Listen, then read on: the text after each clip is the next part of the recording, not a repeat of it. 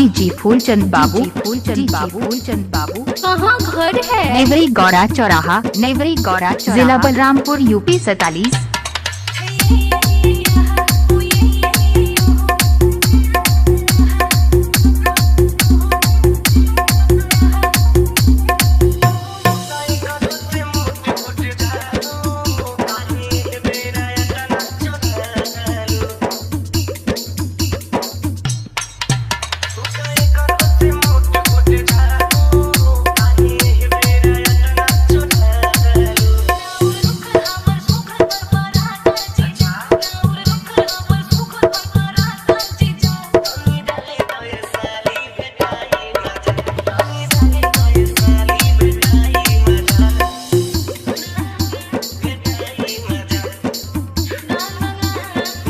क्या नाम है आपका? डीजी फूलचंद बाबू, फूलचंद बाबू, फूलचंद बाबू। कहाँ घर है? नेवरी गौरा चौराहा, नेवरी गौरा चौराहा।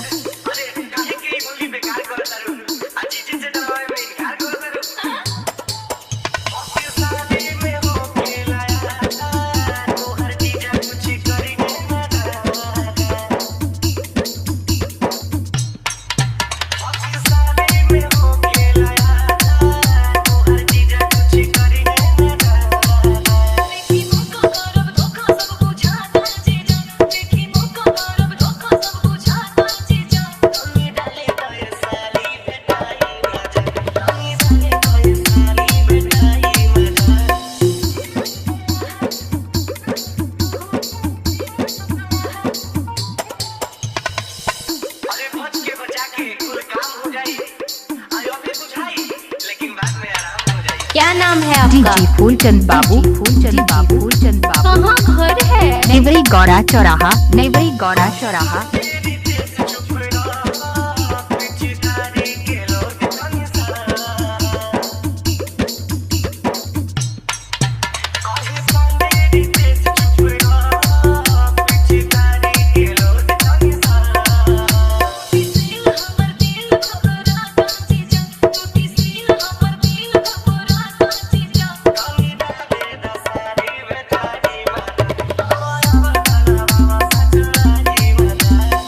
डीजी फूलचंद बाबू, फूलचंद बाबू, फूलचंद बाबू।